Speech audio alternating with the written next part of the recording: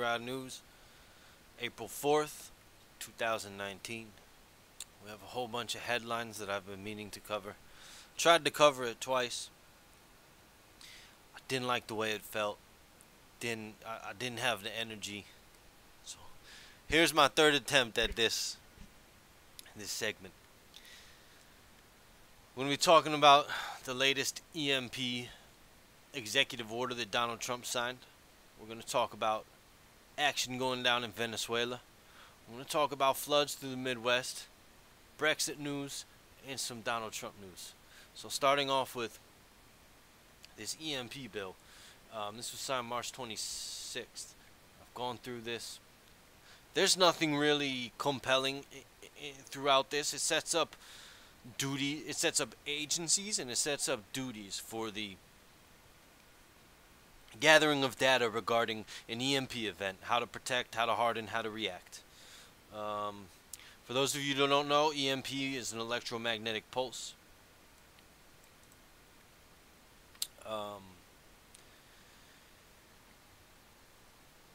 There are multiple types of electromagnetic pulses. There's a coronal mass ejection, which I've talked about before with the sun. That is when a solar flare erupts headed in the direction of the Earth, and it is absorbed by the Earth's magnetosphere, and the energy is transferred down to throughout the entire Earth. It could wipe out satellites that deal with GPS and cell phones.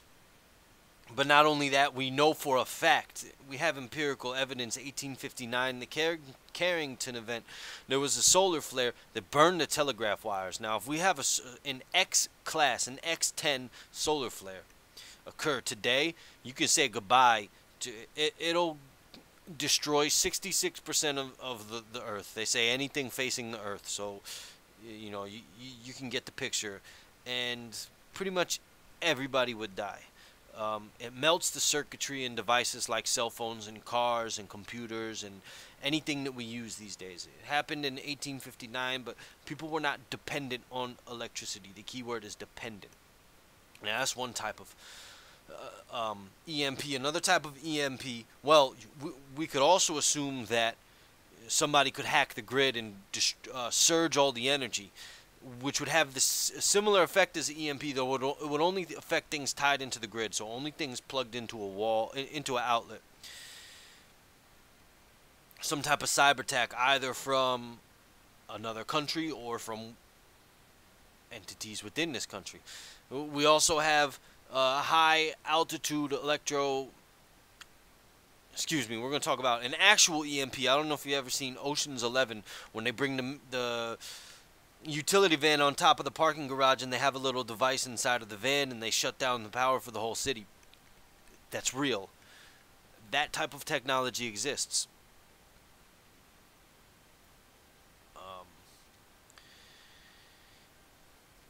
The final type of EMP would be a high altitude electromagnetic pulse. What that means is a nuclear warhead detonated in the Earth's upper atmosphere would cause electromagnetic pulses to rain, well, in all directions, but the only thing we're caring about is directions that, well, it could take out some satellites, but also we would see it fry the electrical grid. Now, one series that we could watch is Jericho. Jericho was an ABC series about a group of people. This one right here. People, not this one. People living in somewhere in Colorado, Montana. There is a map. And the story, it was filmed in 2006, 2007, 2008. Story takes place in Nebraska. No. Oh, no. I'm sorry for people who live in this state, but I forget what it is. Kansas. Story takes place in Kansas, and it features some of the surrounding areas. But as you can see, they have a map of the cities that were hit by tactical nukes in order to take out the electrical grid and send EMPs to everything. It's an ABC series, so you're not really they're limited in what they can show you. but it's pretty accurate. And I suggest giving it a watch. Some of the acting is rather corny, but that's not the point of it. Um, so yeah, this is a similar situation. What would happen in an EMP? And this covers a rural town. If you could imagine what an EMP would look like in a modern town, just watch Fear the Walking Dead or The Walking Dead. It would literally be death everywhere in a city. The reason I'm bringing this up is because recently, earlier in March, Venezuela suffered something like a 90% power outage.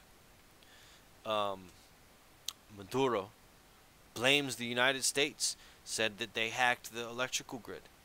And it wouldn't be too far off, because what I'm about to get into is just developed today or yesterday. China sent an aircraft carrier with jets and apparently a nuke sniffing plane and troops to Venezuela. This is preeminent support. As this title says, war is imminent. I wouldn't exactly say that war is imminent, but one thing that I can tell you is that history may not repeat itself, but it definitely rhymes. Okay? The reason I say this is because if we look through the past, and we don't have to look too far into the past,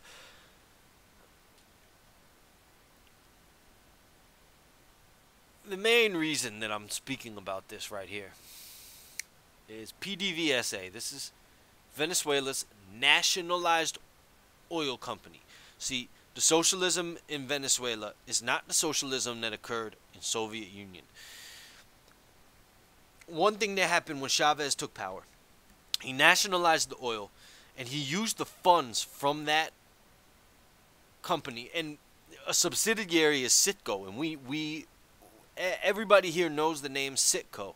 Citgo is owned, PDVSA is a majority stock shareholder in Citgo. Therefore, 51%, they basically call the shots. Okay? And all of the funds used, and that was until presidents of the United States started slapping sanctions and calling them terrorists, calling them a dictatorship, calling them whatever they wanted to call them.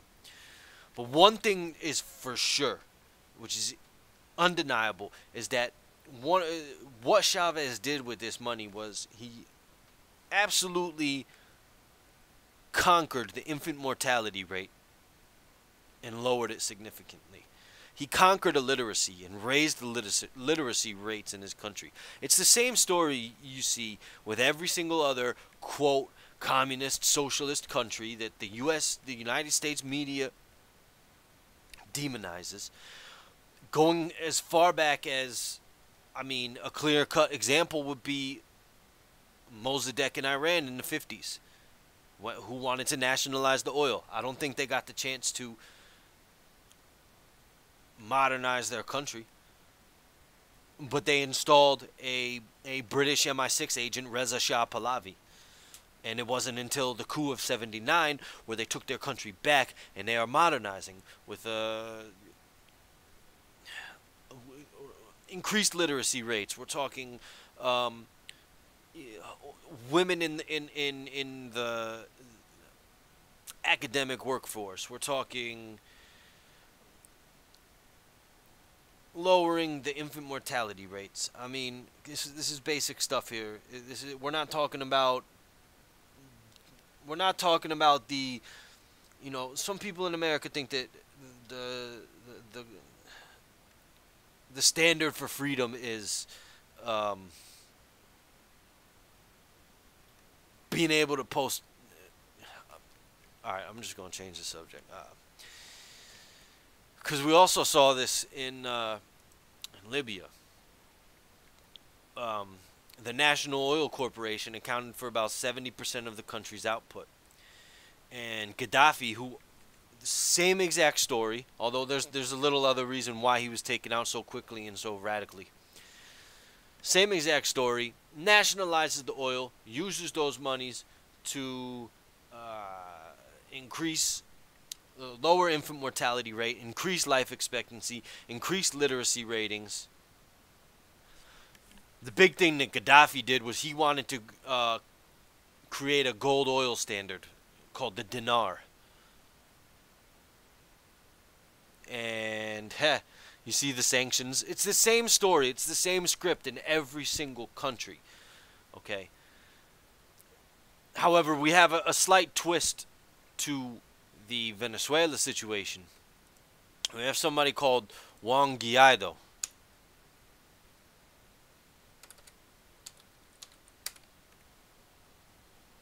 Guido, no.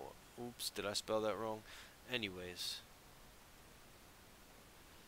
Yeah, we'll call him Guido. It's not going to give me the... Donald Trump recently entertained the wife of Juan Guaido in the White House last week or early this week. I can't remember. Now, the reason I'm talking about Juan Guaido is because Venezuela held an election and Maduro got elected. However, Donald Trump says the election was not fair. And now the United States agencies, along with Donald Trump, are recognizing somebody else. They say Juan Guaido is the president. This is what they're saying. So there's apparently 2 standing presidents in Venezuela. To my knowledge, this has never happened before in any country. 2 standing presidents. One recognized by the people, another recognized by another country. And Juan Guaido went to school in America. You better believe that he's a CIA asset. Same story as Reza Shah Pahlavi. And this is why I'd say war may not be imminent, but history may not repeat itself. It certainly rhymes. And there's no more clear-cut example than what I'm telling you right here. Venezuela might not exactly be switching to a gold standard, but they're definitely acquiring gold, trying to trade oil for gold, which goes against the petrodollar. And they created their own cryptocurrency called the Petro Monero. So there you have it. We might see war in Venezuela. And there might be a lot of people that die on both sides. And it's going to be wrong. It's going to be an illegal war. And you know what's going to happen?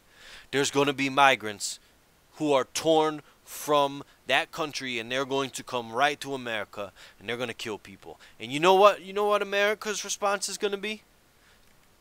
To go after anybody that looks like them. You decide who's in the wrong, because people have a chance to speak out now, and they won't. They won't. You decide who's in the wrong. You decide who should be the one suffering. I'll leave you to decide that one. Because, you know, these right-wingers, these Republicans, they love to believe in God, yeah? God has a plan for everything. Well, tell me what the plan for this is. Tell me what the plan for this is, Republicans. This is the damage in the Midwest from the floods. This has nothing to do with God. This has everything to do with climate change and the sun, the grand solar minimum. I've been talking about this until my lips go numb.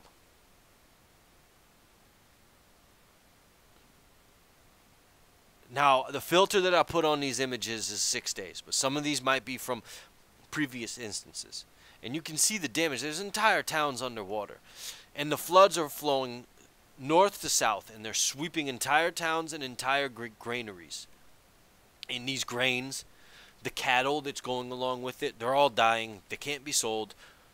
There's going to be food shortages. And this is just the beginning of the year. These fields cannot be planted this year. We're running out of time. It's April 4th. The winter wheat, that's dead, which is a cover crop. I'll go to an article in a second. Wheat, gone. It's all gone. Washed away, flooded, rotted. And a month ago, I was talking about farmer bankruptcies at a, maybe not an all-time high, but highest since 2008. And the reason I say this, right here, disaster aid won't cover the crops. It won't cover the crops. So we already have terrible, but people want to argue about a wall, and apparently we need a wall. This $12 billion in aid won't cover it. The wall costing what, $5-6 billion?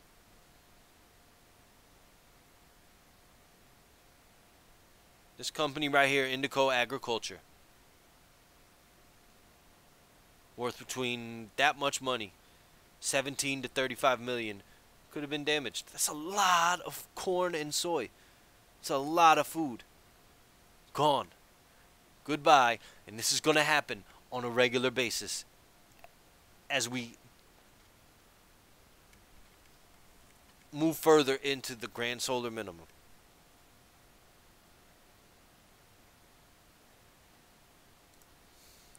Here's David Dubine from Adapt 2030. We'll play the first minute or so of the video.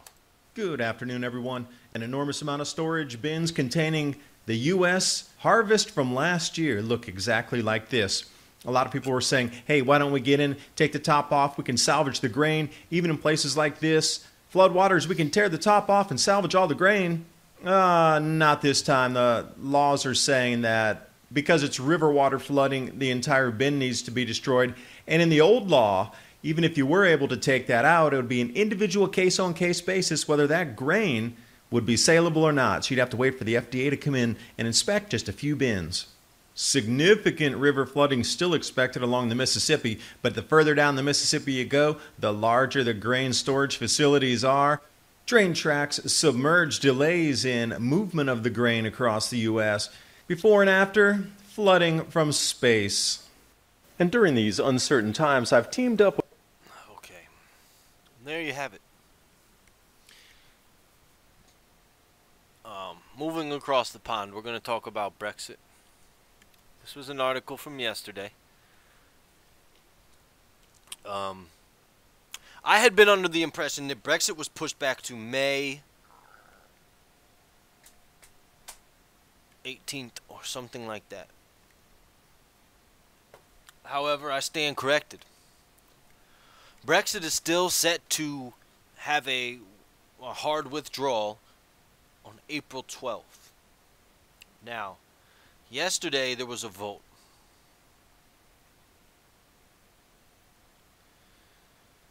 In the House of Commons, okay? Or the Commons. There was a bill right here. It says, requiring Prime Minister May to request a delay of Article 50. Article 50 is the withdrawal from the European Union. And it passed by one vote. One vote, a single vote, 313 to 312. It heads to the next stage, which is the House of the Lords. They were supposed to vote on it today. They didn't. They just spoke upon it. There's articles saying that they will be able to finish it by Monday at the earliest. Monday the 8th. They hold an emergency meeting. The EU holds an emergency meeting on the 10th. If nothing is done by this day right here at a specific time, I don't know what the time is. There's a specific time. There's a hard withdrawal. And that hard withdrawal will destroy markets all across the world. Destroy stock markets, economies, everything. Something that was just brought to light to me by Lynette Zhang says that the City of London operates under the same rules as the Vatican and as Washington D.C. It's its own it's its own area. It's not like it's not the state of Maryland. It's not a state. It's just an area. This area is responsible for derivatives and hypothecation. What that means is all those paper contracts that are supposed to represent, say, 1 ounce of silver that are loaned out to 100 people, London's the place that deals with it. So, could the derivative bubble blow? Apparently, there's been a deal to continue operation for a year, but who knows? Who knows? There could be plenty of unforeseen hiccups or speed bumps in this process. So keep your eyes tuned for that as we have going over the weekend. First thing on Monday, we'll get some news. Next week is going to be an important week for financials news because we also have a man by the name of Larry Kudlow, who's the White House economic advisor.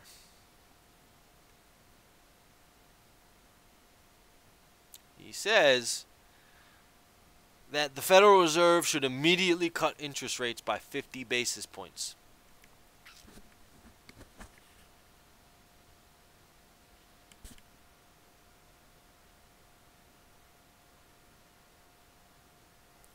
Even Donald Trump. See, this is Kudlow, Jerome Powell, who's the head of the Fed, Georgetown University, appointed by this man right here.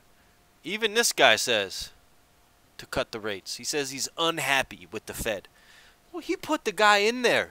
What do you mean you're unhappy? Like, you know, do you see what I'm saying? It's as if this is a WWF episode, or a show, or a season, or whatever. Because anybody who pays even half of their attention span to what's going on can tell, like, wait a second, what do you mean?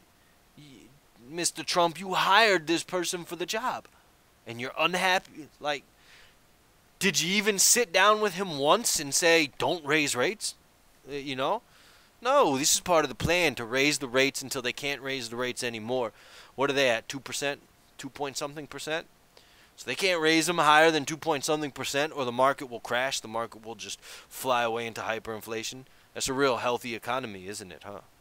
Most people don't understand that, but it should be higher.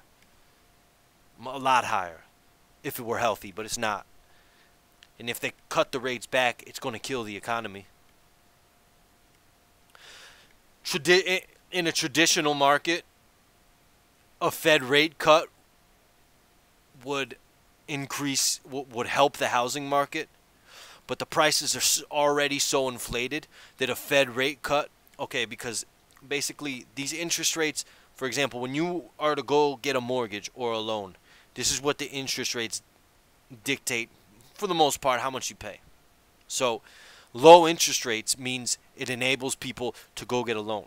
However, because we've been in a recession and because there's lots of inflation, people just don't have the credit and the ability to buy these super inflated house prices. So a Fed rate cut will cause the prices of housing to drop. But under normal circumstances, what would happen is a Fed rate cut would cause people to go out and buy houses immediately. But first, the housing market needs to get hit. And the economy is already unhealthy. Now, one thing that has been brought to my attention, in parts from multiple people, is that what we could see happen, I spoke about Brexit popping a derivative bubble, causing economies to slow down even further. We could see these interest rate cuts, and we could see Brexit coincide with each other. The reason being, we could see a rate cut ahead of Brexit or following Brexit in order to mask the effects on the economy. They don't want people to know what's really happening. They don't want to alarm people. And look, there's a chance that they kick the can down the road in regards to Brexit, but the Federal Reserve of our country needs to do something with the interest rates. They're going to lower the interest rates. And what that's going to do is that's going to send the stock market flying sky high. It should. It should. But the problem is, in a manipulated market, laws don't apply here. Like, financial rules don't apply. We could get news about, for example, Boeing went up 3% today. Really? Isn't there all the news, all the talk in the news about Boeing, the 747s being recalled and grounded because they're inoperable or they're malfunctioning, and the stock goes up after that?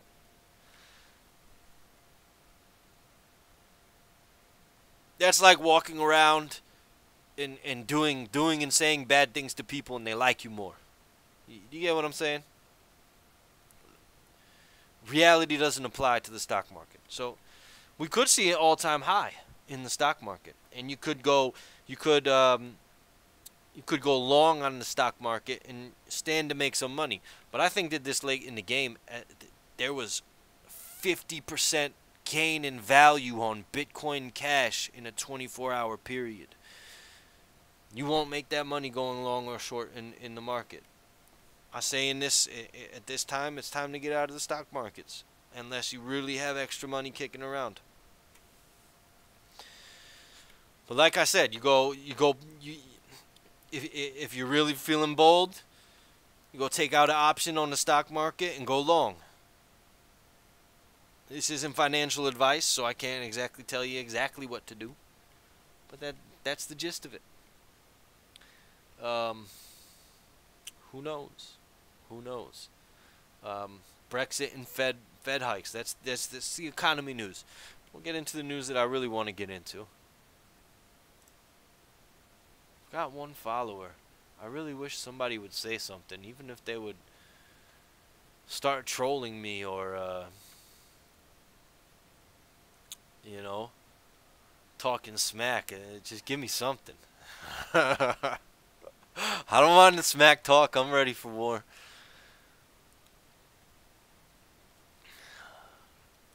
So anyways, we have news here. Again, news from yesterday. The House Democrats vote to subpoena the Mueller report. They want that Mueller report. Now, if you're friends with a Trumpanzee, chances are their social media has memes on it. Memes, which is like, seems to be the standard for intelligence in America these days. Has all types of memes and whatnot about no collusion, no obstruction. For the past 2 years, blah, blah, blah, blah, blah. Look, I'm going to get into some of the information regarding the collusion.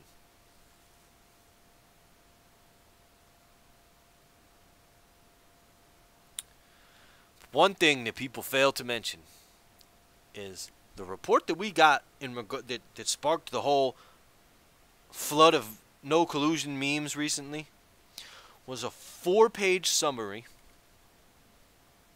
from this guy, William Barr, appointed by Donald Trump on February 14th. A 4-page summary on a either nearly or slightly over 400-page report. 400 pages. That's the summary. And I'm willing to bet that the first and last page were blah, blah, blah, blah, blah. I, William Barr, 77th and 85th United States Attorney General, incumbent of Donald Trump and deputy of, like, typing out his position in the most narcissistic fashion. I'm willing to bet that that's what the front and the back page was. And everybody goes crazy. Left and right media, they both are no collusion, no this, no that. Look, feds are, the House Intelligence Committee, Judiciary Committee, Judiciary Committee. Oh, look, he authorized the subpoena. Now they're going to hand it over to Congress. I don't really trust everybody in Congress, but I'm willing to bet that if Rand Paul is reading this, he's thinking of a way that he can get this out. I wish that somebody would just leak it. If there's anything important in there, they need to leak it. It's like it's their duty. It's what we put them into office for. And the problem is that 98% of Congress is bought and paid for. Bought and paid for by a certain lobby in the Middle East. Bought and paid for. And if you don't believe me, you can go look at all the bills. There's bills that say people cannot receive welfare if they have anti-sentiments to this specific country. People can be arrested for it. It's crazy. And you can look at all the lobbying regarding to that country, and you can look at how many of the congressmen vote in favor of that country. The ones that vote against it are few and far between, and intermittent at best. Just do your own research. And I really want to focus on this guy right here. Felix Mikhailovich Shafrovsky, also known as Felix Sater. He's an associate of Donald Trump. He was a managing director of Bayrock Group LLC, who worked on the Trump Tower in Moscow. He is the son of a underboss of the boss of all bosses in Russia. I'll get you his name. Semyon Mogilevich. And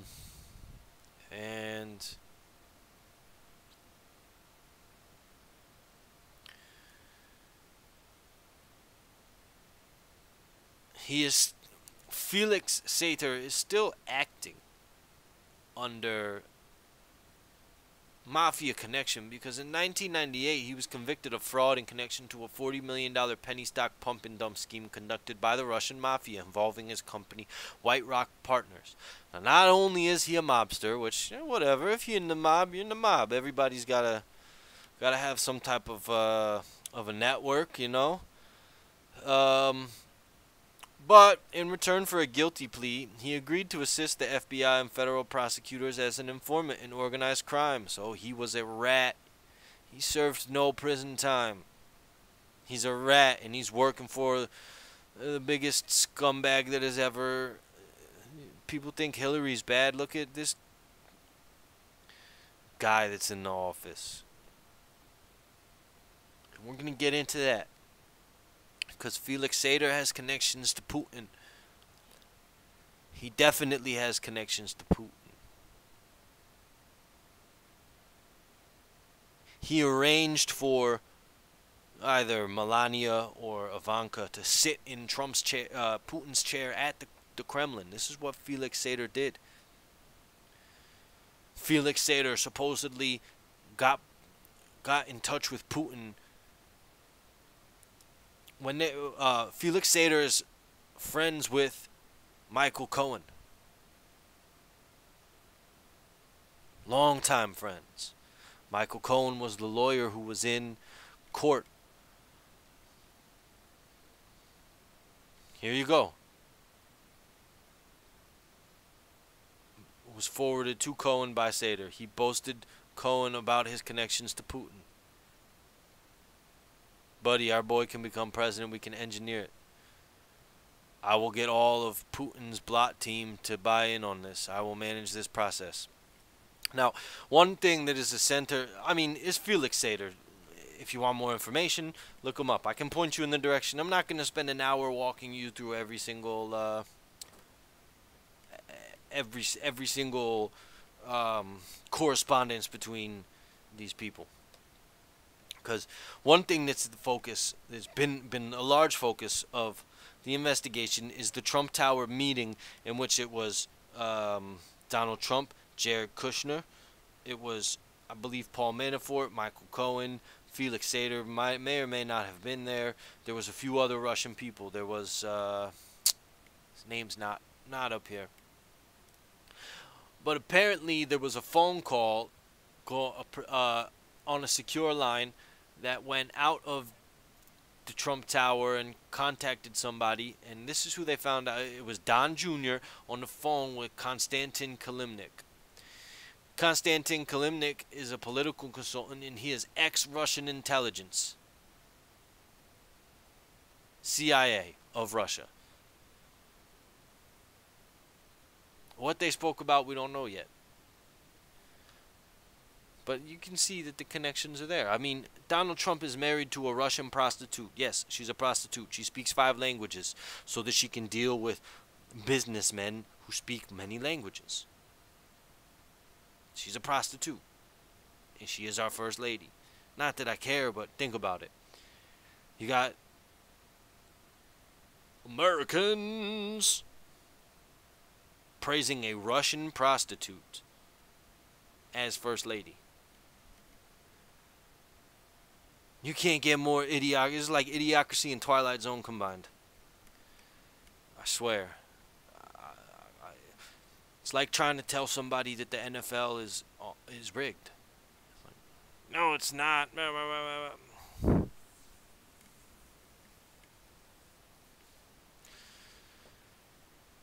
I was gonna save this for the conspiracy, but do you know that Aaron Hernandez was exonerated um, a week after he allegedly killed himself? Did you know that? Yeah, he was exonerated of the murder that he so-called committed. Bet you didn't know that. What does that have to do with anything? Yeah, if you don't get it, and you don't get it.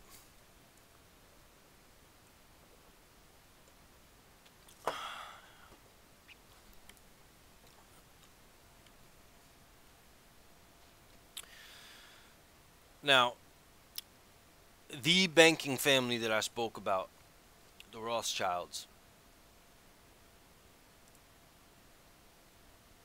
they own Donald Trump because Wilbur Ross, who's worked for them since the 70s or 80s, maybe, yeah, 70s or 80s.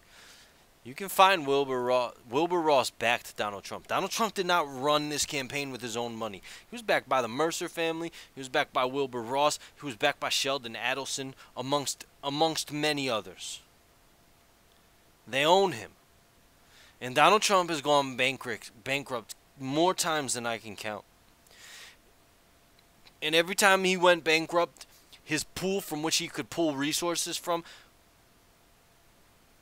grew less numerous. And he's been running out of people that would bail him out. So where did he have to run in order to get bailed out? He had to run to Russia. He owes, I've been told, $500 million to a Russian oligarch, an unnamed Russian oligarch. And here we go. Here's the final. Nope, there's one more thing I want to talk about. But here's the final article that I have in front of me. Democrats formally request Trump's tax returns. And if they get them, and if the tax returns are not doctored, because he's had 2 years and all the resources in the world to do so, we'll see. We'll see what really happens. And all of this is culminating all at the same time. It's a lot. It's a lot of stuff for the simpletons in this world to deal with. And by simpletons, I mean people who are just too stupid to take accountability for themselves. When things start changing, everything is going to get bad because people are incapable of taking care of themselves. They're incapable of it. And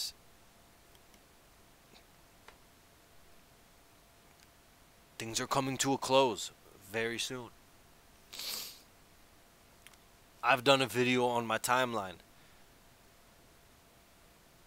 And when I say the next event will be. And since then, all of this news has manifested itself. I get the feeling that I'm right. That I'm correct about my assumption. If not 100%, at least 85% of the way. Because we also have a declaration of this area, which is a disputed area in the Middle East.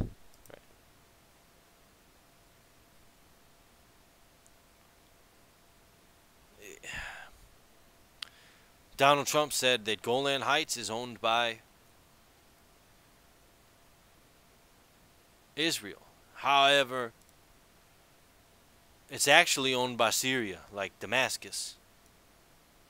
They're moving towards Damascus. In the Bible it says Damascus will be destroyed in a day. Look, people. Just look at what's happening. Russia backs Syria. It's all coming to a front. And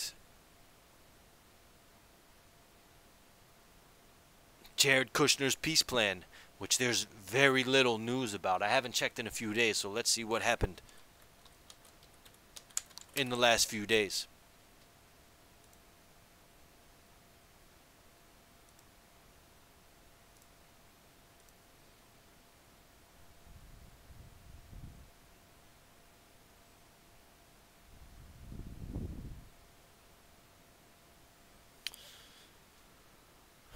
Nothing really.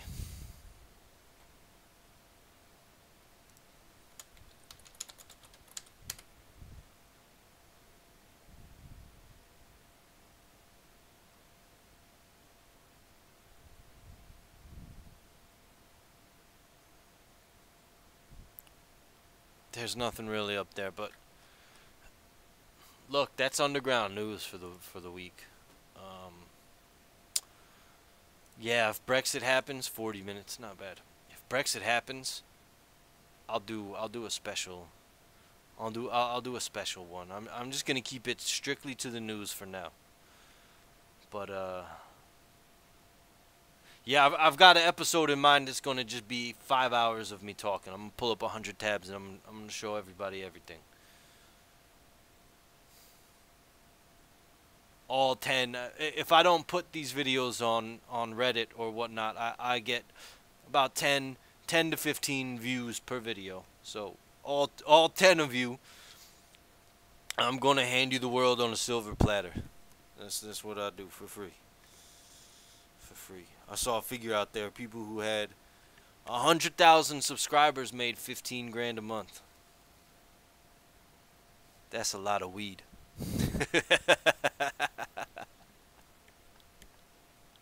Anyways, this is Underground News. April 4th. I'm out. Oh, I found this chart online of the Bolivar, December 2007.